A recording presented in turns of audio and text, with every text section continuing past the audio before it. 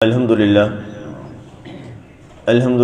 وحدہ والصلاة والسلام علی من لا نبی بعدہ اما بعد فاعوذ باللہ من الشیطان الرجیم بسم اللہ الرحمن الرحیم فلولا ان کنتم غیر مدینین ترجعونها ان کنتم صادقین فَأَمَّا إِن كَانَ مِنَ الْمُقَرَّبِينَ فَرَوْحٌ وَرَيْحَانٌ وَجَنَّةُ نَعِيمٍ تو کیوں نہ ہوا اگر تمہارے اعمال کی جزا نہ دی جائے کہ اسے لوٹا لائے، بتاؤ اگر تم سچے ہو، پس اگر وہ قرب والوں میں سے ہے تو اس کے لیے راحت اور خوشبوئیں ہیں اور ہمیشہ رہنے والے باغات ہیں۔ آج ہماری سورہ الواقعہ کی آیہ مبارکہ 89 تک کی تلاوت و ترجمہ کا شرف نصیب ہوا۔ سامعین، گزشتہ ہمارے درس مبارک میں گفتگو چل رہی ہے کہ رب ذوالجلال جب کسی انسان کو موت دینا چاہتا ہے، جو اس کا وقت مقرر ہے، جو اللہ کی جانب سے گھڑی متعین کر دی گئی ہے، جب وہ گھڑی آتی ہے تو ایک لمحہ نہ پہلے آ سکتی ہے نہ ایک لمحہ بعد میں آ سکتی ہے۔ ہم لوگ مسبب کو چھوڑ کر اسباب کی جانب پڑ جاتے ہیں۔ اللہ والے اور اللہ کے جو نیک بندے ہیں، ان کے معاملات بڑے اور سے ہوتے ہیں۔ ابھی رات میں قلب سلیم تصوف کی بڑی شورا آفاق کتاب ہے، اس میں حضرت سید محمد عبداللہ شاہ مشہدی قادری رحمۃ اللہ علیہ تعالیٰ آپ کے ملفوظات ہیں جو 1956 کے لگ بھگ جو ہے یہ عرصہ بنتا ہے، 1955 اور 56 کا۔ اس زمانے میں یہ کتاب لکھی گئی اور الحمدللہ اس پر پوری میں نے ساری تحقیق کی اور بالاستیاب ایک ایک اس کا حرف میں نے پڑھا ہے۔ اس کے اندر ایک واقعہ رات ہی میں پڑھ رہا تھا کہ حضرت با یزید بسطامی رحمۃ اللہ علیہ تعالیٰ، بسطام کے اندر آپ بہت بڑے اللہ کے مقربین میں سے ایک نام، مشہور نام آپ نے سنا ہوگا۔ آپ اللہ کے حضور حاضر ہوئے اور بارگاہ خدا سے انہیں آواز آئی۔ اللہ والے جب قرب میں چلے جاتے ہیں نا جی، ان سے سارے حجابات اٹھا لیے جاتے ہیں۔ یہ بڑا مقام ہے ان لوگوں کا۔ اللہ نے قرآن میں آیتیں بھری پڑی ہیں ان کی عظمت کے حوالے سے۔ اللہ نے فرمایا، با یزید میرے لیے کیا لائے ہو؟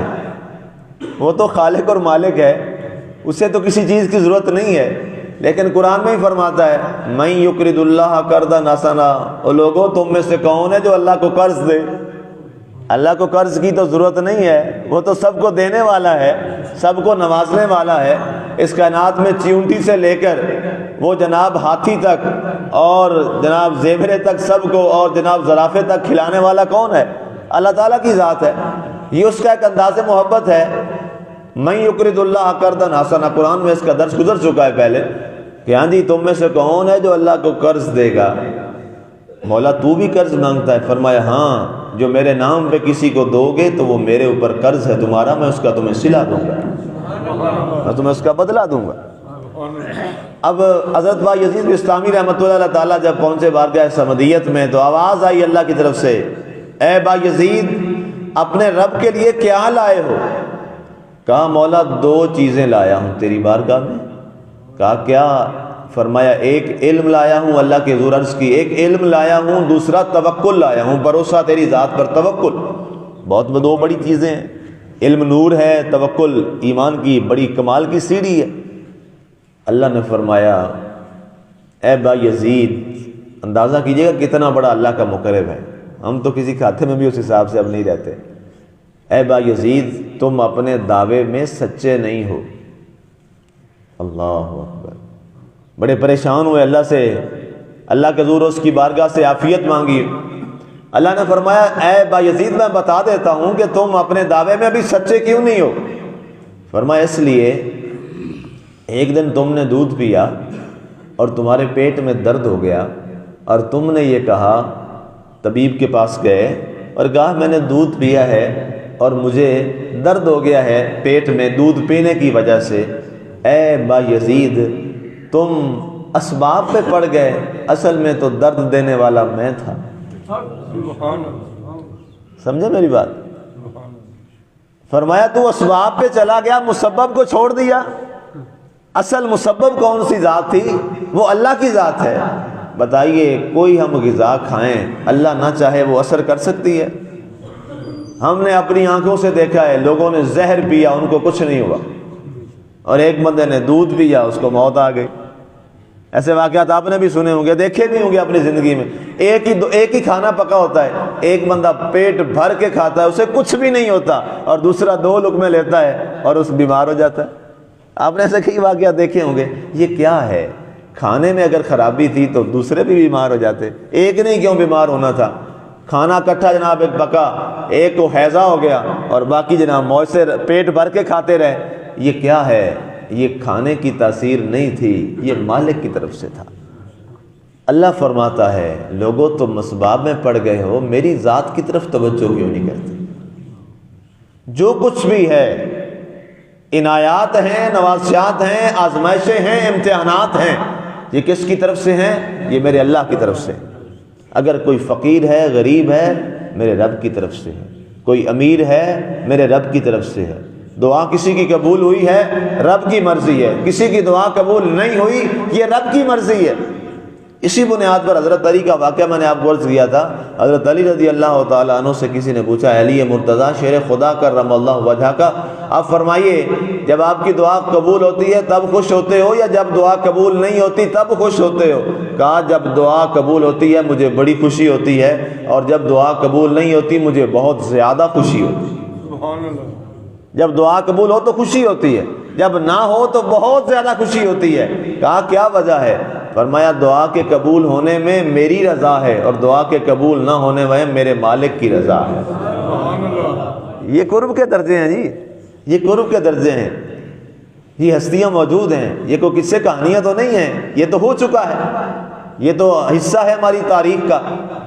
تو یہاں پہ اللہ نے فرمایا فلولا ان کنتم غیر مدینین، اگر یہ لوگ ایسے ہیں کہ انہیں مرنے کے بعد دوبارہ اٹھنے پر کوئی انہیں یقین نہیں ہے، اور یہ چاہتے ہیں اور یہ سوچتے ہیں کہ اللہ نہیں اٹھائے گا مرنے کے بعد، تو پھر یہ جو ان کے پاس اعمال ہے ان کی جزا انہیں نہ دی جائے، اور یہ خود اپنے معاملات اور جزا پھر کر لیں، اور جس کے پاس یہ بیٹھے ہیں اس کو موت سے بچا لیں۔ ذرا نہیں بچا سکتے، ہاتھ اور نبض ڈاکٹر کے ہاتھوں میں ہوتی ہے، اور وہیں وہ شخص مر چکا ہوتا ہے۔ ڈرپس لگی ہیں، مشینیں لگی ہیں، جناب وینٹیلیٹر لگے ہوئے ہیں، ڈاکٹر اوپر کھڑا ہوا ہے، کوئی امیر کبیر بیمار ہے، سارے ڈاکٹرز اوپر کھڑے ہیں، ہاتھوں میں ہاتھ ہوتے ہیں، اور وہیں جان آفری کے حوالے ہو جاتی ہے۔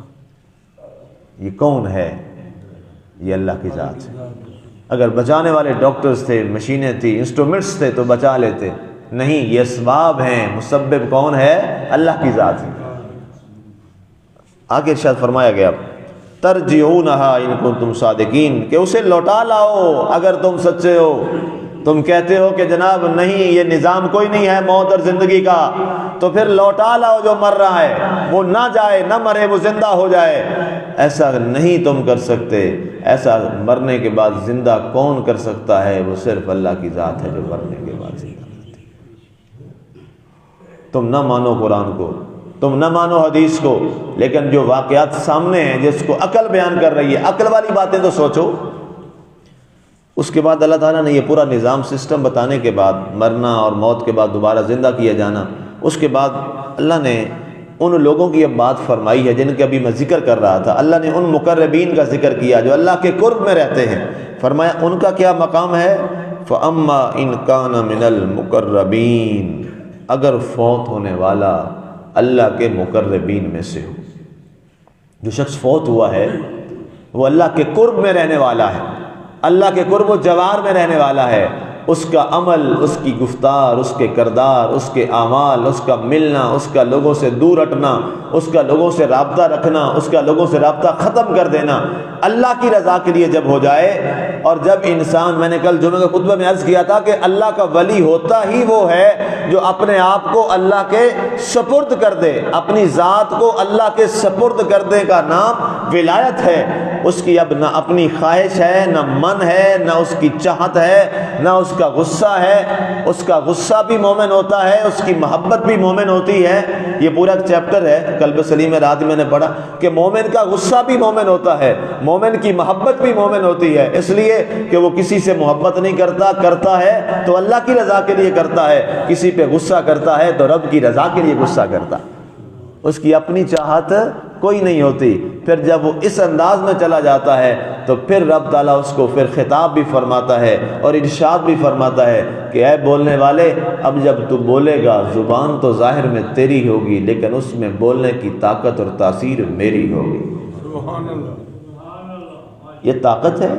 آپ نے دیکھا ہوگا واعظ ہوتا ہے، سارے لوگ واعظ کرتے ہیں، خطاب ہو رہا ہے، تقریر ہو رہی ہے، کسی کی بات آپ کو اچھی لگ جاتی ہے اور کوئی گھنٹے کھپتا رہتا ہے، آپ کو اثر ہی کوئی نہیں ہوتا۔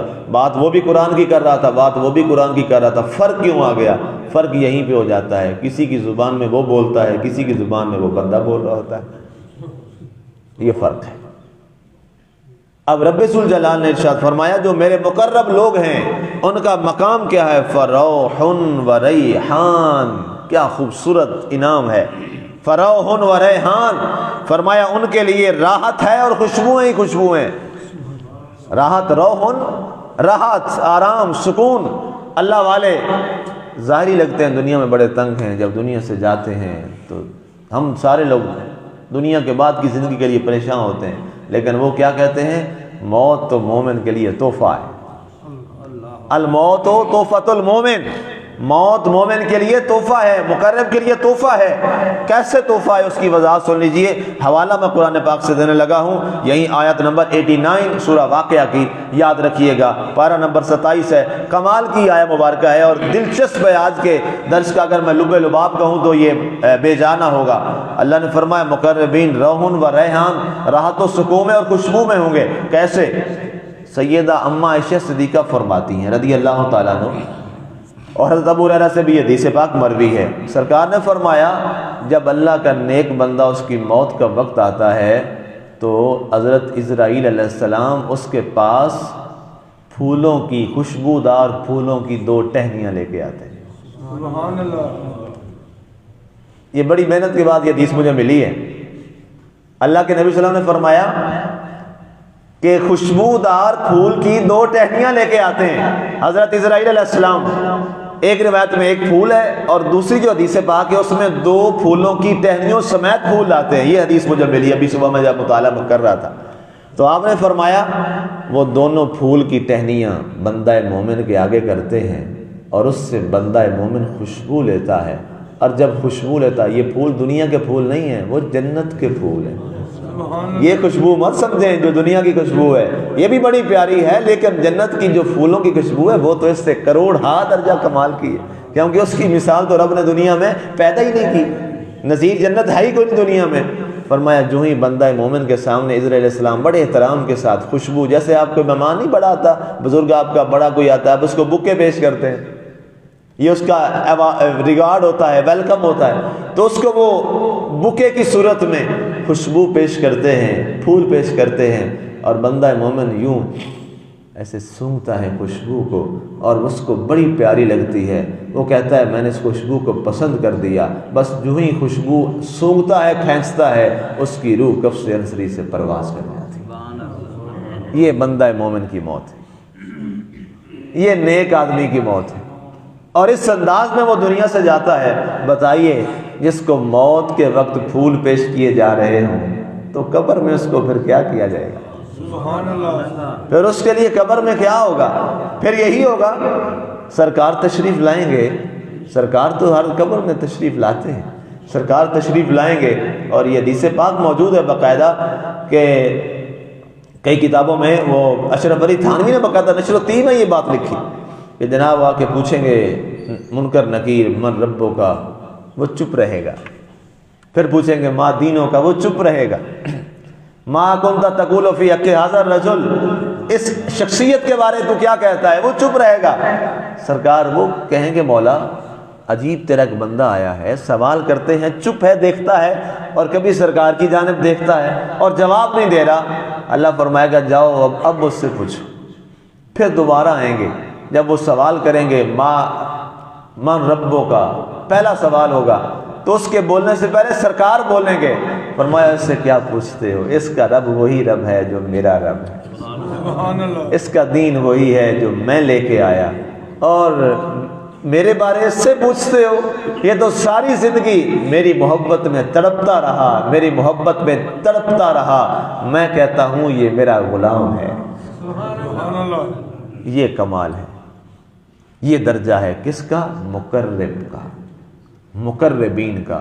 اور موت مومن کے لیے اس لیے بھی تحفہ ہے، مفسرین و محدثین نے لکھا ہے کہ بندہ مومن دعا کرتا ہے۔ حضرت ذنون مصری کے بارے یہ بڑا مشہور ہے کہ آپ موت کی دعا کرتے تھے کہ کب وہ لمحہ آئے گا موت کا، تو لوگوں نے کہا حضور لوگ دنیا موت سے ڈرتی ہے، آپ موت کے لفظوں کو بار بار آپ کہتے ہیں وہ آئے۔ فرمایا تمہیں پتہ نہیں ہے، ہم نے تو سن رکھا ہے، پڑھ رکھا ہے، قبر میں سرکار آئیں گے، میں تو تڑپ رہا ہوں کب سرکار کے چہرہ انور کا دیدار ہو جائے۔ اللہ کی ذات ہمیں ان لوگوں کی غلامی نصیب فرمائے، ان لوگوں کے نقش قدم پہ چلنے کی توفیق عطا فرمائے، اور میرا مالک اس نورانی محفل کے صدقے میں، اس نور والی محفل کے صدقے میں جس میں ہمیں اس نے جنت میں بٹھا رکھا ہے، کل کے موت کے بعد بھی اسی طرح قرآن کا سایہ ہمیں نصیب ہو جائے۔ اور یقین ہے مجھے انشاءاللہ جتنے ہم یہاں بیٹھتے ہیں، اللہ کے نبی کی حدیث کے مطابق انسان کی جس کے ساتھ محبت ہوگی قیامت والے دن وہ اسی کے ساتھ ہوگا۔ ہماری محبت قرآن سے انشاءاللہ قیامت والے دن قرآن کے سائے میں ہی ہوں گے انشاءاللہ۔ اللہ عمل کی توفیق عطا فرمائے۔ وما علینا الا البلاغ۔